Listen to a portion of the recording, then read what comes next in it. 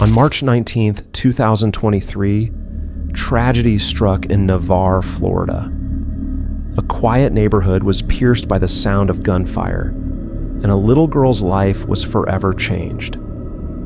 24-year-old Colby Vinson had just regained overnight custody of his daughter, Presley, after nearly a year of bitter legal battles.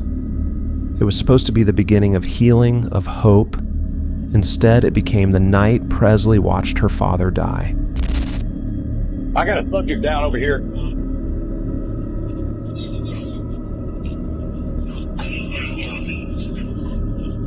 He's in front of 406. Hey, who's in here? Is there anyone in here? No, Dad. Okay. It's okay. Come here. Come here. It's okay. Come here, baby. Come here. Colby was ambushed outside his apartment, shot down in front of Presley. The 4-year-old's screams echoed through the dark, a child lost in confusion and terror. When deputies arrived, Colby was gone. Presley was left clinging to the officers for safety. At first, it looked like a mystery. No robbery, no clear motive. But detectives suspected this killing wasn't random. One name surfaced quickly: Rachiel Moore, Colby's ex and Presley's mother. She had been locked in a custody war with him for months. In her first interview, Rachiel sobbed, "I didn't want this to happen."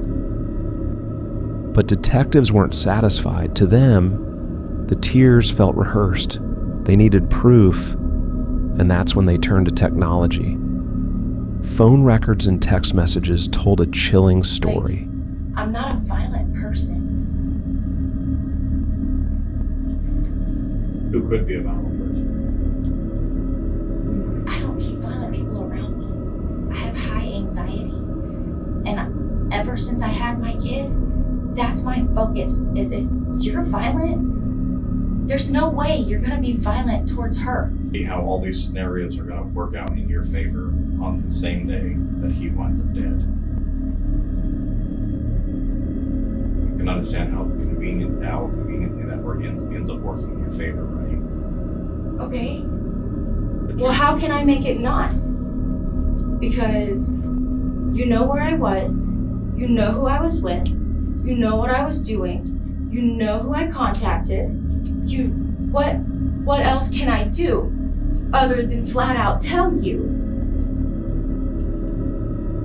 Well, who else could have done this? I do not know. This is why I did not want my child there.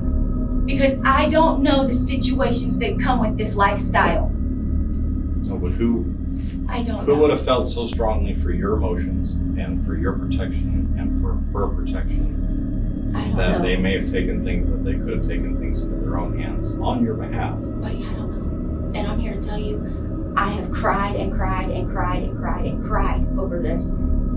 So anybody that has saw me in the last week or has talked to me in the last week has heard me cry about it.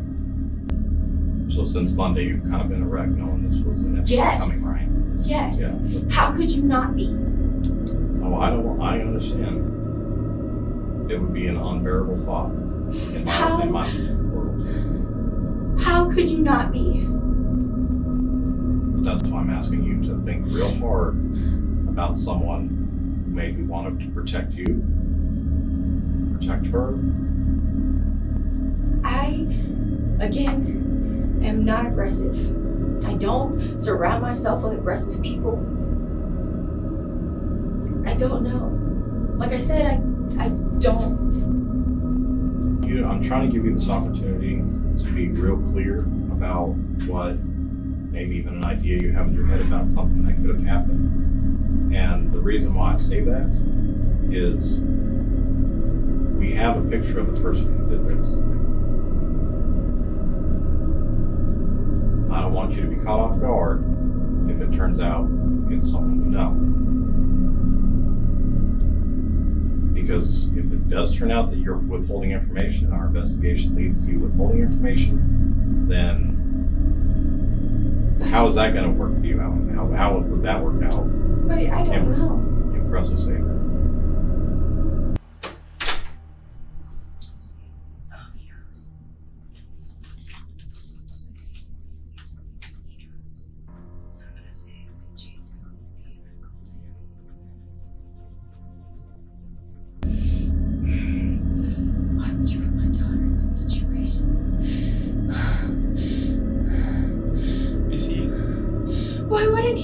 Okay, this sounds shitty, especially coming probably to a cop. Why wouldn't you wait until my kid was gone? Why?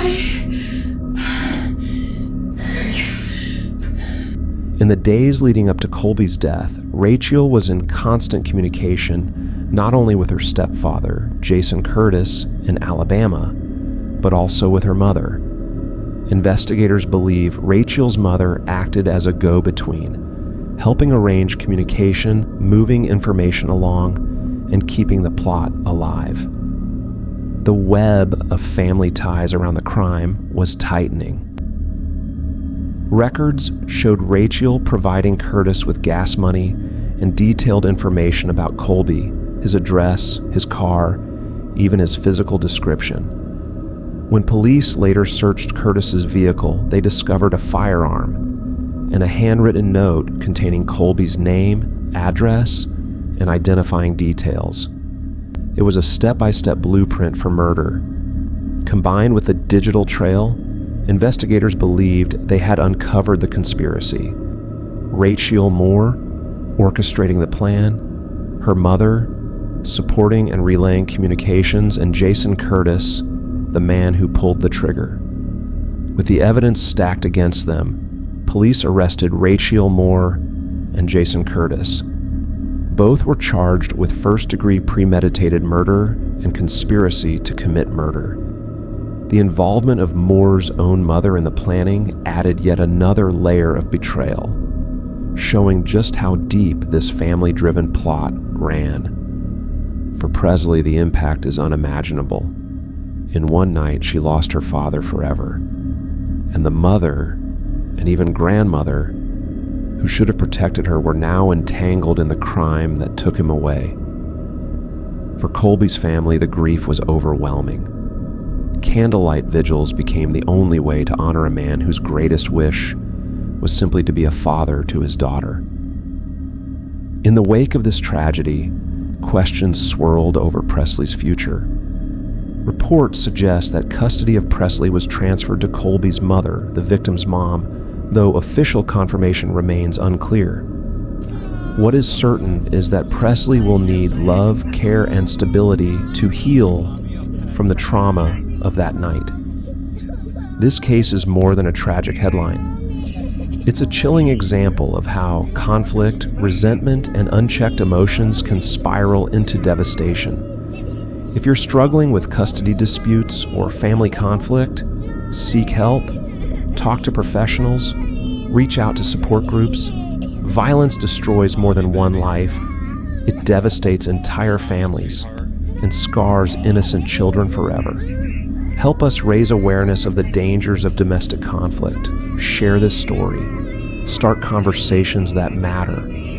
Together we can build safer homes, stronger families, and communities where children never have to witness the unthinkable.